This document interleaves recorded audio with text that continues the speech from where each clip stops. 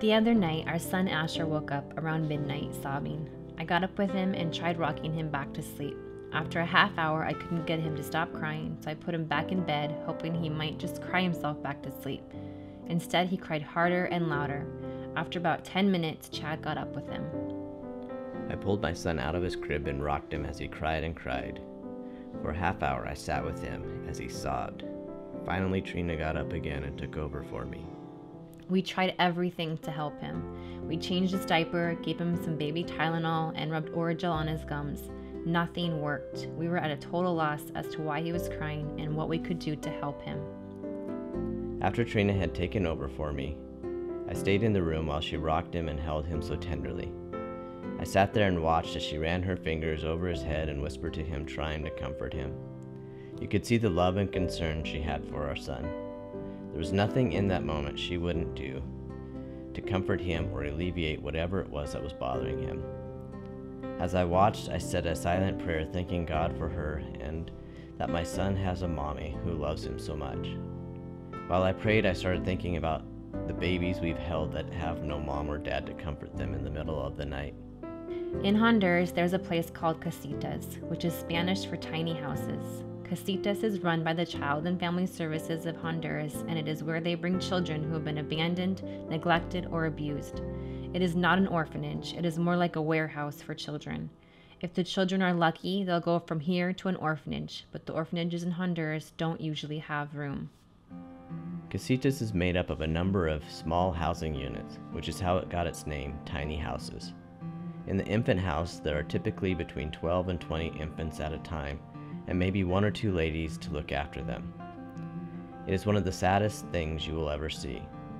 All of these babies are starved for love and attention. When we are there, we try to hold each one. These babies just hold on to you and don't want to let go.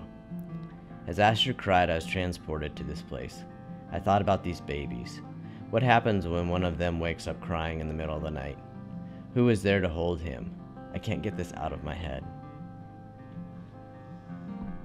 The ministry we will be working with does a lot of work at casitas. The children there get no schooling, but because of the ministry, teachers are brought in for the kids. When we get to Honduras, part of our work will be with casitas. Part of our work will be to hold babies who don't get held. Honduras is a country a little larger than the state of Tennessee. It has a population of 7.8 million people. It is the second poorest country in Central America and the third poorest in the Western Hemisphere. The average income in Honduras is $135 a month, with many living on only $1 a day. As is often the case, the children are the real victims of the extreme poverty. That is why the ministry we will be working with has focused most of their programs on working with children and youth. The name of the ministry is Manos Extendidas, which means extended hands or outreached hands.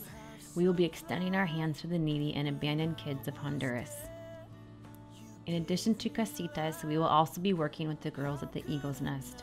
This is a home for teenage girls who have come from terrible circumstances of neglect and abuse.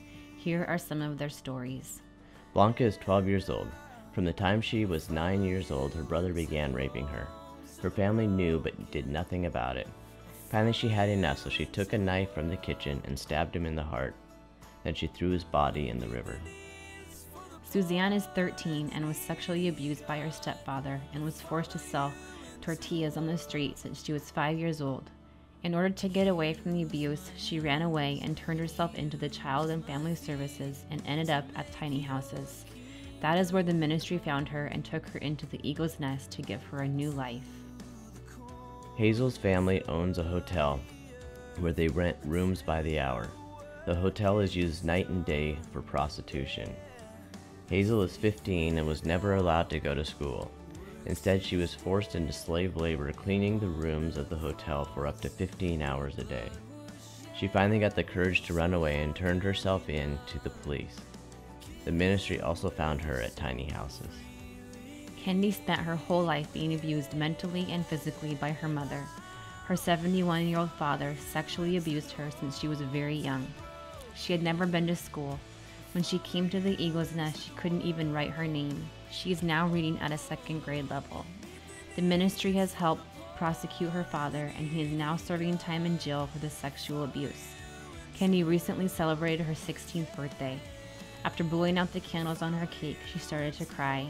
When asked why, she said it was the first time anyone had ever said happy birthday to her. These are just a few stories of the lives being touched by Manos Extendidas. Part of our job will be to love children who have never been loved. We will be living in the capital city of Tegucigalpa. There are around 1.8 million people living in this city. Much of the population lives in the hillside neighborhoods around the city. Their houses are small, one-room shacks made out of tin, wood, and mud bricks. Many of the families living in these areas have only one meal a day, consisting of a few corn tortillas and a half cup of coffee.